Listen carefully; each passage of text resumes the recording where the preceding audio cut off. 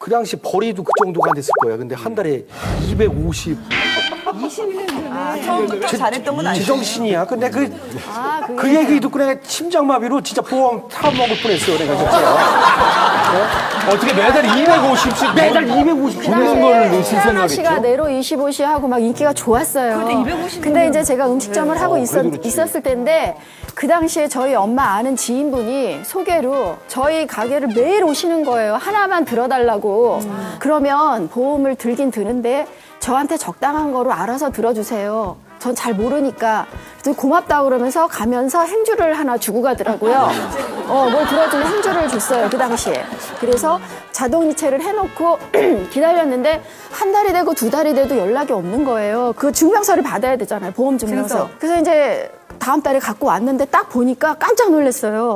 왜요? 그 당시에 애 아빠가 230을 벌었는데 250짜리를 들어놓은 거예요. 진짜로. 크게 받구나. 그리고 이미 이제 3번은 나간 상태야. 그래서 전화를 해서 이거를 해약을 해달라고 도저히 내가 못 풀 것 같다고 그랬더니 아니 그러면은 행주 받을 때는 언제고 이제 와서 행주 잘 써놓고서 야, 그 행주 받았다고? 그럼 행주 받질 마셨어야죠. 이미 받았다는 거는 오케이 한 겁니다 그러더라고요. 그래서 나 더 이상 못 붙겠다고 내 행주가 통장에서 증서야. 원금 달라고 그랬더니 원금 없대는 거예요.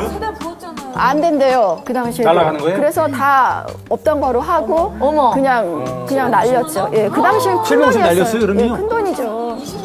가장 확실한 거는만 하나 알고 있는 건 예. 나중에 원금을 다시 돌려받을 수 있다 그러면 그냥 큰 뭐 대세 지장 없는 한 들어놓는 거예요. 원금을 이제 저축으로 생각하고 그냥 붙는 거지 뭐. 근데 저 같은 경우는 예전에요. 이렇게 투자를 하거나 무슨 여러 가지 음식점을 12번을 했을 때 은행에서 좀 저렴하게 대출을 받으려고 은행을 참 자주 다녔어요. 그러면은 그 설계하시는 분이 대출을 좀 기분 좋게 해주고 나서 꼭 그 다음날 전화를 해요.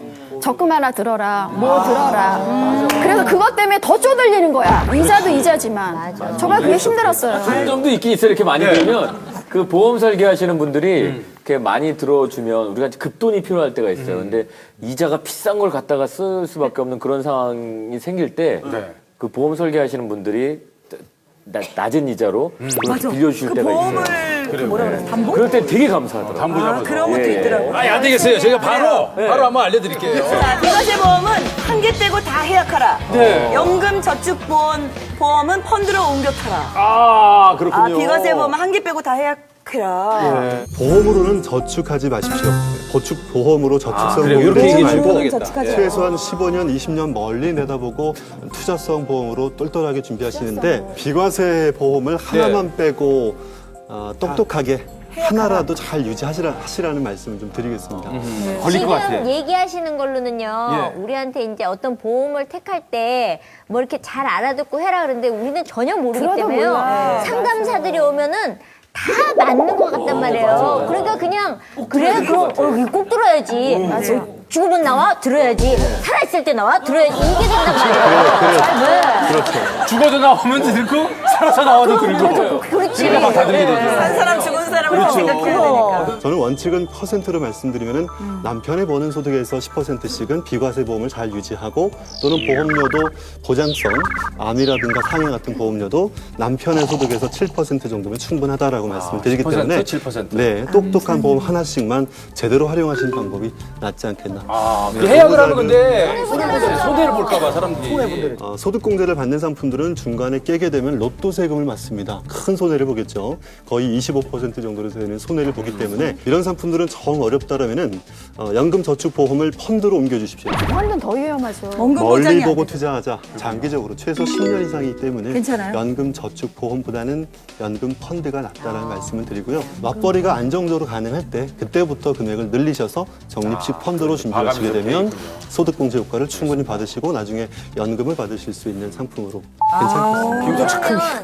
그러면 그 대단해요. 보험 들고 애들한테 이제 죽으면 나오잖아요. 근데 저 같은 경우에는 저희 큰아들이 알아요. 엄마 얼마 나와 그러더라고요. 그래서 좀 나와 그랬더니 애가 묘한 웃음을 그게 이거를 이렇게 부어놓고 애들한테 얘기하는 게 맞는 건지 그냥 입을 다물고 있는 게 맞는 건지 사실 그것도 무시 못 하겠더라고요. 제가 그 아이의 웃음을 그런 것도 참 보면서 궁금하네요. 이게 우리 이렇구나. 아들도 예. 20살이 오래됐는데 예.